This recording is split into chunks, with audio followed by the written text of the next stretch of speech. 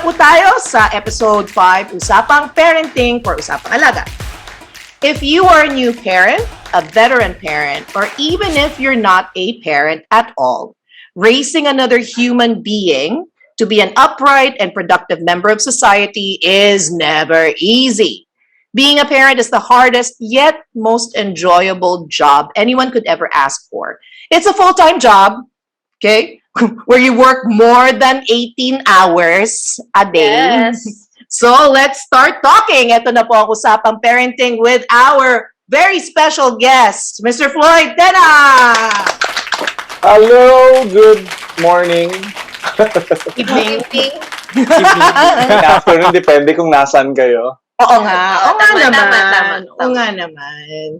Floyd, tell us a little bit about yourself and your parenting background and journey thus far. Thank you so much for that wonderful question. Charot.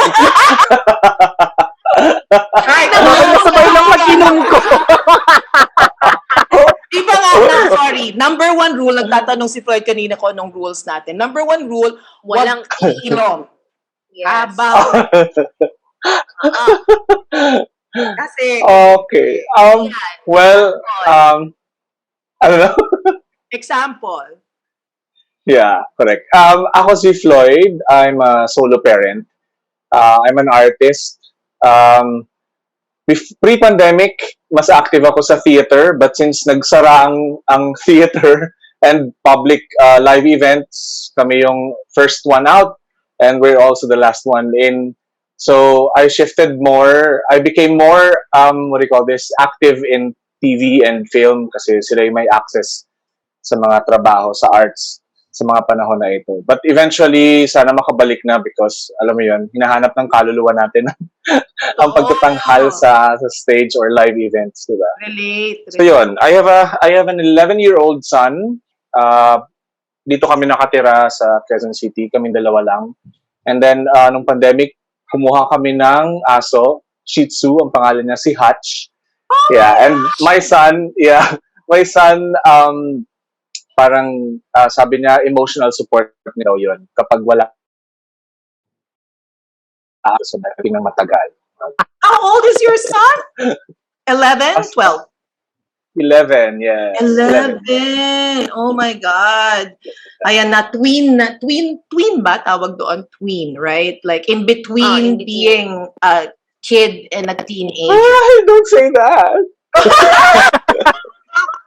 Oh, honey, let me tell you about teenagers, right? Crucial years. Yes. Mauna pa magkatawa. Wait, yan. Please don't scare me. Ay, walang ganunan. Oh my gosh! Ayan na. Takutan na. Yung si JD, di ba? Yung Oo. niya. Oh my God. Alam mo nung nag-shoot kami nung lugaw content, buong araw sinasabi niya sa gobyernong tapat, magkakajowa ang lahat, maliban sa daddy ko. Ay ba naman? Pulutan niya ako the whole day. Well, ang tanong dyan, JD, mauuna ka ba o si Daddy? Ayun yon. Wag naman! How do you deal with that though? Like, okay, sorry. Always question ko kasi I'm a very weird parent. I'm a super weird Palayasin parent. ko sa bahay, charot. Are we back? Hello? Wait lang, girls. Tumigil kayo, wait. Tumigil kami? Tumigil kami. Bumalik na kami. Ayan, Ito na ayan. kami. Yan, we're back. Ginalaw na namin ang Yeah, baso. andyan na kayo. Okay. Ayan. Yes. Sinasabi ko kasi I'm a very weird parent when it comes to like I'm unusual. I'm a very unusual parent. Like when my daughter came out as bi, I was pretty much like, okay, cool. So who you dating now? Like, oh, I'm dating this girl. All right, cool. So long as they don't break your heart, then I don't have to break their legs. Done. But you, like, this is a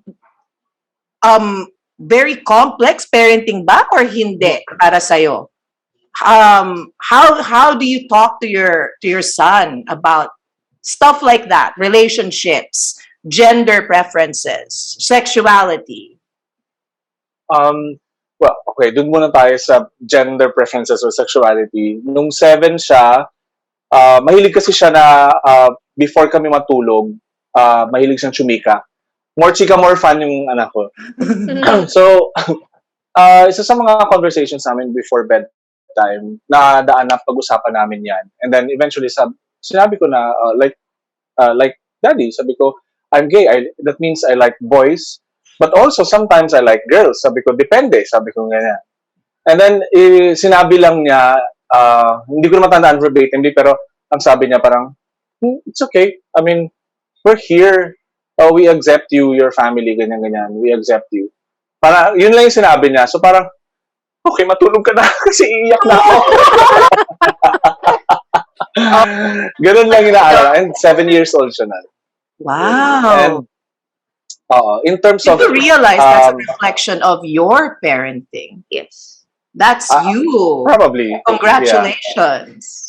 Ay inaano ko talaga na maging open, maging honest dito. Sabi ko itong household na to, gusto ko yung household na to, honest tayo sa isa't isa and we're open. We're not gonna keep secrets between each other kasi dadalawa na nga lang tayo, sabi ko ganyan.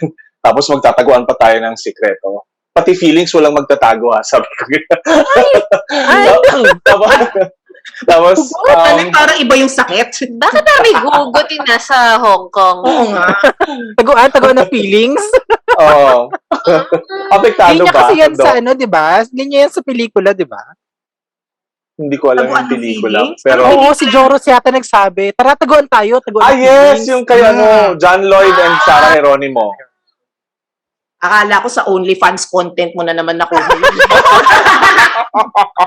Taguan tayo na. Stanley. Only fun lang. Only fun. Tawag nito. So, sorry, Yeah, go go on. ahead. No, go on. So yun yung rule namin dito. And then, since homeschooling kami for the last 4 years na, so lahat ng mga questions niya na related sa mga talagang sinasabi ko na in a very clinical manner, for example, sa sex or sa mga ganyan, sa boys and girls, sa birds and the bees, mga ganon. I don't, sabi ko nga, walang sugar coating. So kung ano talaga yun, kung anong tawag, like vagina talaga yan. Penis talaga yan. Parang ganon. So, walang ejaculation, masturbation, lahat, walang yan. And then, whenever I say those things, walang judgment yung mukha ko, walang judgment yung tono. Para at least, alam mo yun, parang para sa kanya, okay, these are normal things and these are the things you need to know growing up. Yan yung rules namin. Is this very different from how you were raised? And why did you choose to raise your son differently if you were raised differently? Sobrang iba talaga. I grew up in a very traditional and religious family. Apat kami magkakapatid, 3 sa amin. Lahat kami lalaki, at least biologically. Tapos, May clarification. 3 kaming pumasok sa seminaryo. Ganun siya ka-religyoso. So, ibang-iba talaga, as in ibang-iba. Itong mga ginagawa namin na yung anak ko bigla na lang magsasabi na parang why do boys don't have menstrual cycle, mga ganyan. That's unfair for the girls. I cannot say those things nung lumalaki ako. Nung parang ganon. So consciously, siguro growing up, sabi ko ayoko ng ganito. Gusto ko yung malaya ako makapag-express ng sarili ko. Parang ganon. And then growing up also, alam ko nung nag-college na ako, straight pa ako noon, bro. Sorry. Ano ko doon sa baba ng boses. Sorry. Grabe naman yun. Tawag nito, alam ko na feeling, gusto ko talaga maging ama. Pero hindi ko talaga nakikita yung sarili ko na merong asawa. At that time, asawang babae. I don't know now kung ano, but I've been single for the last 10 years, so I guess, I don't know what the future By holds choice? for me. Or circumstance? Siguro Sorry, subconsciously, is this also- parang kasi lahat ng oras ko na Word. Ha? Sorry, chismoso masyado. Carry lang. Chismiso naman talaga to, di ba? Correct. In a form of a Chismisan na podcast. Chismisan na nasa podcast. Pinasosyal na Marites. Yes. Diba? Tama. So yun, ang ibang-iba talaga siya. And the good thing about it is yung parents ko, nakikita nila kung paano ko pinapalaki si JD. And so far, wala naman silang question about it, mga ganon. Parang siguro to themselves, parang naninibago sila on how I handle things with JD. But yeah, so far so good. Oh, pero JD is a testament naman to the kind of parenting eh. Kasi grabe yung maturity ni JD for his age, lalo na in understanding yung things about, women, gender and stuff like that. And even yung stand ni JD as a Filipino, diba? It's a testament to your parenting. And I think your parents would be proud of you for that. I think so. Sana naman. Well, ikaw siguro masasabi mo to, Jillian, kasi ang tingin ko yung mga bata who are growing up, I don't generalize, okay? Doon lang sa mga nakikita ko na experience ko. Those kids that are growing up in an alternative family setting, parang mas malawak yung pangunawa nila. Siguro based lang to sa experience ko I don't wanna generalize, pero parang ganun, mas malawak yung pangunawa nila, yung survival instincts nila mas malakas kasi parang aminin mo yan, like syempre pag piniprepare natin yung mga bata na ganito, pag ganitong gagawin mo pag merong mga ganitong sitwasyon, di ba? Stranger Parang danger. ganito, like nung, di ba? So magla-lock in taping ako, ikaw lang mag-isa dito, di ba? Wag mong bubuksan yung pinto o ganyan. Silipin mo lang. Pag pogi, I'm sure para sa akin yan. Take it for that. Take for that. Take the message for that. Ask for the number. Correct. Instagram. Yes. Yun. So, how do you see,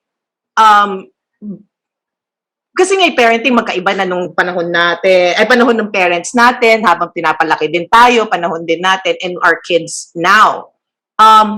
What is that one thing that you think should be taught to kids now that was never taught before our generation or previous generation, na dapat now, maano na siya, maturo na siya? Siguro one glaring thing na nakikita ko is yung freedom of choice. So for them to have that, we should present them with everything. Diba? Present them with everything. Lahat. Left and right, black and white. Lahat i-present mo sa kanila and never dictate on what they should want and what they should like or love. Ipipresent mo yan. Kasi feeling ko yun yung trabaho natin as parents talaga. And that's giving them like an informed choice. Para at least, bata pa lang, marunong na sila maging accountable sa lahat ng mga pinipili nila sa buhay, di ba? So, parang ganon. Needless to say, present ko sa'yo lahat ng choices, yan ang pinili mo, panindigan mo. Okay? Kung medyo sa tingin mo, tumagilid ka sa choice mo, edi gawa ka ng paraan, parang ganon. O edi matuto ka, what's the lesson dyan sa pangyayaring yan? The next time, alam mo na yung pipiliin mo. Yung mga ganon. So, unlike kasi nung una sa atin, di ba, parang like ako nga, very religious yung traditional yung upbringing. And then suddenly, pumunta ako ng Ateneo, napaka-liberal.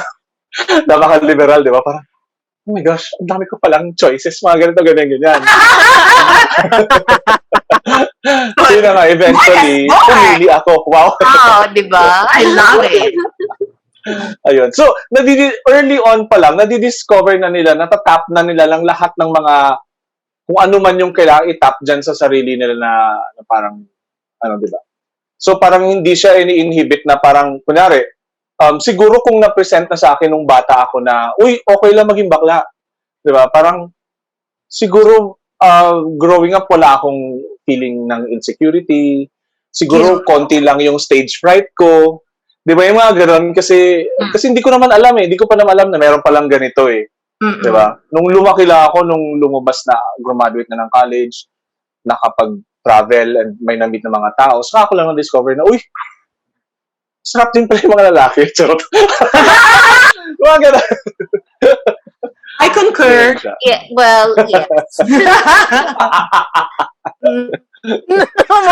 Si Chane, gano'n lang. Yes, Chane. Ano yun? Ano yung Chane? Ba't ang demure mo? Oo nga. Sabi dyan, ha? Edit po! No, yan po yung edit. Tama yan. Basta.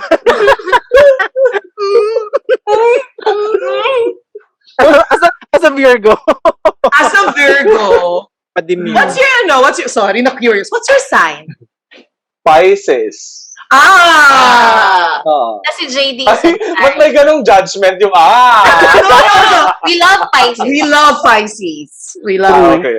Si JD ay Sagittarius naman. December, Yes. November. December 21. Parang cusp din yata siya ng Capricorn Cusp siya. sa Cusp na siya. Sagittarius. Ako 11, ikaw 7. So, true Sagittarius daw. Yung talagang gitnang-gitna, walang choice talaga. Nangangabay. True. Okay. Parenting kasi is, I think, complex as it is with a partner. Do you think that if you had a partner now, would that partner be involved? Kasi question yan eh. Like, di ba? Kung ako yung nanay eh. Bakit ka mangyayalam sa buhay ng anak ko? Pero on the flip side din, you're gonna be part of my child's life. Kailangan mag-parent ka din. What's your personal opinion on that and what do you think is, ako kasi, we have a blended family. My fiance is father na rin of 3. Meron na siya 3 daughters from a previous marriage. I have 3 kids as well. So, super blended yung family namin. I didn't get him involved in the children's lives until 2 years into the relationship. Only because yung previous relationship ko, in-involve ko kaagad and mali. So I kinda like, sandali, ano muna kita, ipo-pull back muna kita. Correct. Pero I think 2 years was too long naman. So siya kasi, on his end, he was trying to keep my kids within arm's length kasi nagigilty siya dahil yung kids niya nasa Australia, siya yung nandito. So, may ganong factor. So, I was always thinking, how do other people handle it? How will other people manage it? If you are single now and raising your child now as a single parent and a partner will get involved, first question is, will you let them get involved in parenting your child? And if you do, ano yung tamang time? Ano yung tamang time frame for them to get involved? Okay. Thank you for that wonderful. I know. Please explain using a formula. Charot. May tatanong ako E pagkatapos equals sa MC mga squared. Sige. Okay. Well, paano ba? Will you let the partner be involved? Paano ba? Well, I've been solo parenting for the last 10 years. So, feeling ko mas madali na ako lang. But I would need a yaya. more than a decision maker, I would need a yaya. But kasi, like for example, he gets to see his mom every now and then. So parang ganon. Nung bata pa siya, sobrang naiinis ako kapag yung mga bilin ko, kapag pumupunta siya doon, hindi nasusunod, yung mga ganon. Ay, super agree. Di ba? Super yung mong agree. pagkain, yung mga ganon, tapos biglang, pinayaan nyo kumain ng candy. Ang sakit-sakit na ng lalamunan. Alam nyo, napakasensitibo ng throat ng batang yan. So, tatawag na, nasa doktor, mga ganon-ganon. But eventually, parang, I realized na parang, I cannot raise this alone. Sabi kong ganyan. And I cannot control yung buhay ng anak ko kapag wala na siya sa tabi ko. Diba? So parang I have to let this go. Yung idea of yung control, di ba? Um, kasi wala, ako lang maiinis at masistress nito. So, ganun siya. Ngayon, kapag may pumasok man na tao, babae man o lalaki sa buhay ko, at this point, na 11 years old na yung anak ko. Well, last year kasi, binigyan ako ng bendisyon ng anak ko na, okay, you can have a relationship na ganyan-ganyan. Pero, feeling ko hindi pa siya handa kasi nagsiselos pa siya. Even sa, nung nagkaroon kami ng aso. Sandali, baka naririnig niya ako. Nung nagkaroon kami ng aso, minsan pag nilalambing ako ng ni Hatch, parang, syempre, parang alambing-lambing ng aso sa akin. Syempre, kapag ganun, di ba, malambing din yung ibibigay mo. Tapos napapansin niya, tapos gigit na yan. Sabi na, why are you too soft on Hatch and you're very strict on me? Yung mga ganun sitwasyon. So, kung may papasok man na tao sa buhay ko at this point, siguro isasama ko na siya. I mean, meet me and my family kasi hindi ko pwedeng ihiwala yung anak ko sa akin at this point. Kasi wala eh. If you decide to commit yourself in a relationship with me, wala, kasama talaga siya. Oo. So ganun yung pananaw ko. Pero klaro sa akin, para ako si Lenny dun. Pero klaro sa akin na sa panahon sa pagkakataong ito, mas kailangan ko ang yaya kaysa sa jowa. Ikaw, would you let your partner be involved? Kung magkaka-partner ka? He would be involved as a friend sa akin muna. Like, Okay. hindi ko muna ipapakilala as a partner, as a boyfriend. Like, maging friends muna sila. Like, ito muna yung... Oo, ano maging niya. friends muna sila. Pero yung decision, like for example, pag may problema sa school or pag magkaaway kaming dalawa, hindi siya dapat maging involved kasi hindi siya yung tatay. Okay, Kasi, gets. Yeah, partner Tama yan, kita, tama. pero may tatay siya, buhay pa naman. So, Oo nga, kasi sa akin... diba? I mean, andyan pa naman yung tatay. She gets to see Tatay reveal. Charot. Wait! Sorry, deleted lahat ng photos. Problema ko rin sa family tree. Mami, wala mong picture si daddy. Dinilit ko na po, teacher. I mean, ano yun? Parang, Sige, go. the dad is still alive. If I need a decision, Has to be with the dad. Oh, it has to be with the dad, not with my partner or Tama. whoever na magiging step tito or whatever. So yun, it has to be with the dad. Okay. Unless, Peggy Bells. yes. Okay. Ako kasi, sorry, biyuda na rin ako. Nabiyuda na ako. So, hindi ko naman siya pinakuha kay Lord ha. Wala akong kinalaman doon. Natural causes. View the reveal. Wow, sarap. Biyuda reveal.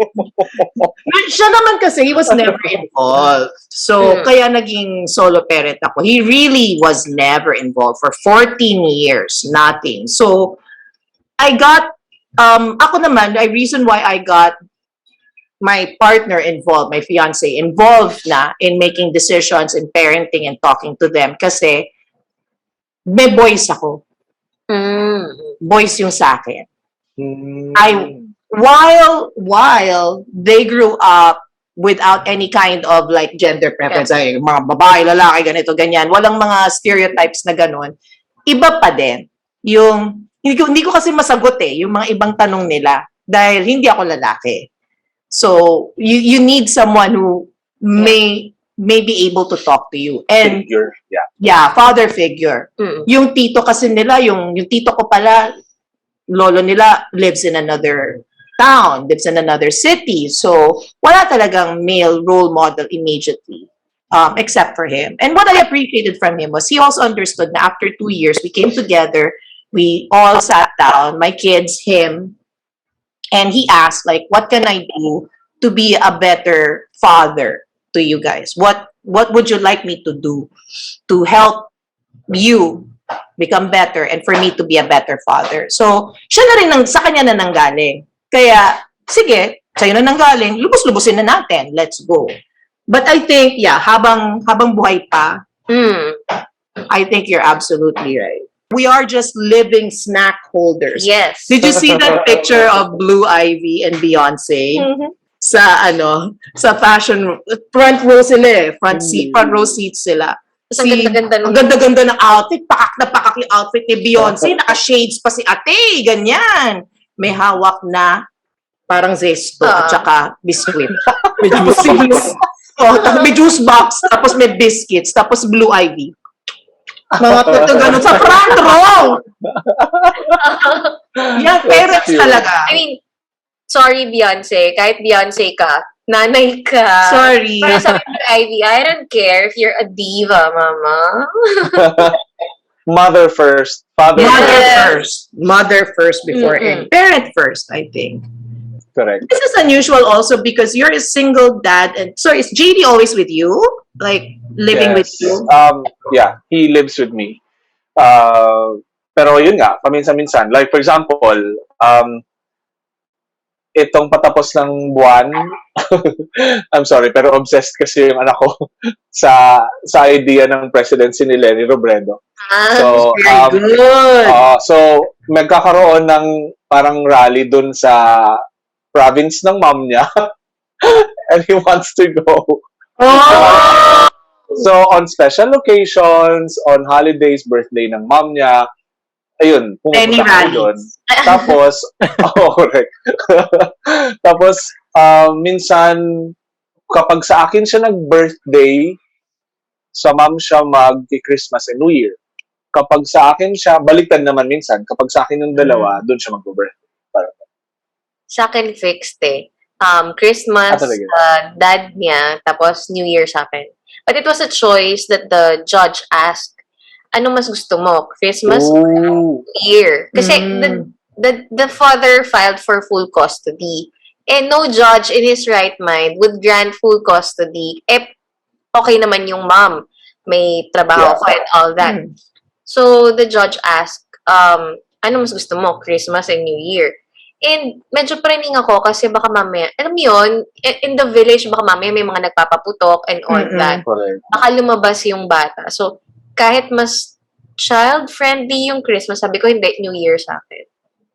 And it's not something na I would gamble na, sige, Pasko sa akin, mas enjoy siya nun. Pero what if New Year's Eve tumatawag sa akin, naputukan? Ay, nako, baka palat sa Ay. pinatutupan. Diba? Kasi, hindi ko siya pinalalabas pag New Year. And sa kanila, sumisilip sila sa third floor and all that. Oh, medyo delicate. Oo. So, I mean, I know naman na hindi pababayaan. Pero syempre kasi, di ba, as a mom, ano yun, buong New Year's Eve, nag-aalala ako, baka mami, may tawag ako na nasa ospital kami kasi naputukan. Ay, hindi. Sabi ko kay Diba? judge, here po. So, the judge was telling me na, ayaw mo ng Christmas? Hindi ko sinabi kay judge yung reason. Pero basta sinabi ko, New Year. Okay. Basta yun, Ano kasi sinabi mo kay Judge? Mandi ka? New Year, pinapili mo ako, tapos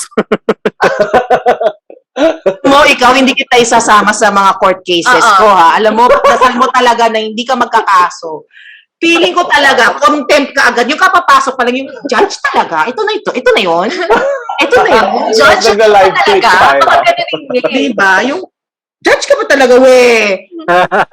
Contempt ka agad. Pero teka. Kulang ka sa S.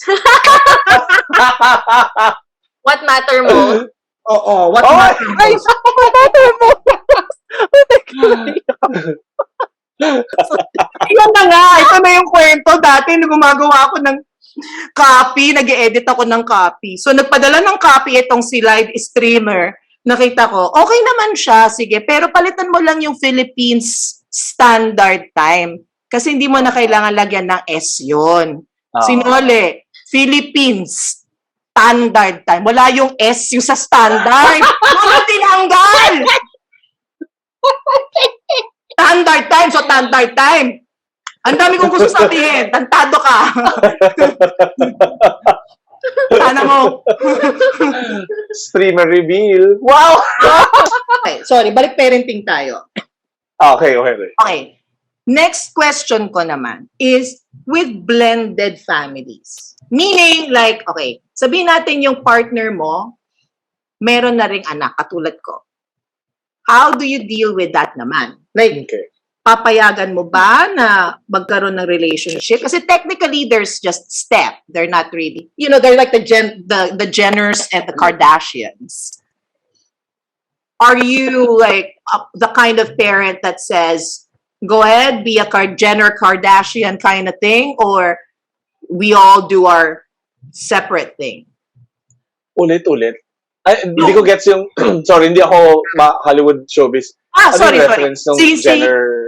Si Kris Jenner, si Kris Kardashian, nung napangasawa niya si Caitlyn, Caitlyn, Bruce already had a family then, yung mga Jenners, who were also very popular at that time. Si Bruce, Sila Kylie. Yung mga si Kylie kasi tsaka si Kendall, Yes, kay Chris. anak ni Chris kay Bruce. So they became Okay. So yung mga Kardashians ngayon at saka yung mga Jenners, naging blended family sila. They kind of lived in one house, they kind of shared everything. They kind of became like one big blended family because they had the two girls, Kendall and Kylie, who are like connecting them. Sa ganitong sitwasyon, sabihin natin you get a new partner, meron na siyang mga anak. Will you encourage? Sa ganitong sitwasyon na tumitigil. Future partner. Sorry, tumitigil nga ako. Pasensya. Ayan. Are we... Sa ganitong sitwasyon, Ayan. Yan. Okay. Sa ganitong sitwasyon, papayagan mo ba na magkaroon ng relationship yung anak ng partner mo at saka yung anak mo? Or let's kind of like wait it. No, I mean like magkapatid, not relationship. Like, would you encourage them to have that sibling relationship, maging parang magkapatid, or carry lang sa'yo, hindi, may kanya-kanya kayong buhay, hindi naman talaga kayo magkapatid eh. Okay. Sa puntong yan, babalik ako sa freedom of choice. Bahala sila. Because in the first place, ako naman at saka yung lalaki, yung may pakana na magkaroon ng relasyon. 'Di ba? Although, magiging consideration ko na kailangan makakasundo nila yung anak ko. Kasi, ang number one na concern ko, kung hindi nila makakasundo yung anak ko, parang X na yun sa akin. True. So, siguro, it's safe to say na sa ganitong sitwasyon, yung kapakanan ng anak ko na talaga yung mauna because father first, di ba? Correct. About anything else, galing. I'm a father. Parang ganun. I'm a parent. Ang galing. I like that because you always come back to that, the freedom of choice. So, ito yung sinasabi nilang pag maganda talaga yung foundation mo, babalikan at babalikan mo yun eh. Yun ang magiging talagang standard mo eh. Babalikan mo siya lagi. Kasi sa gobyernong tapat. Tama. Yes. May choice ang lahat. May choice ang lahat! Ang lahat! And that ends part 1 of our solo parenting episode. Tune in next week with more of Floyd Tena and more of solo parenting tips and stories on Thursday at 8:30 p.m. dito lang po sa Usapang Alaga. See you next week!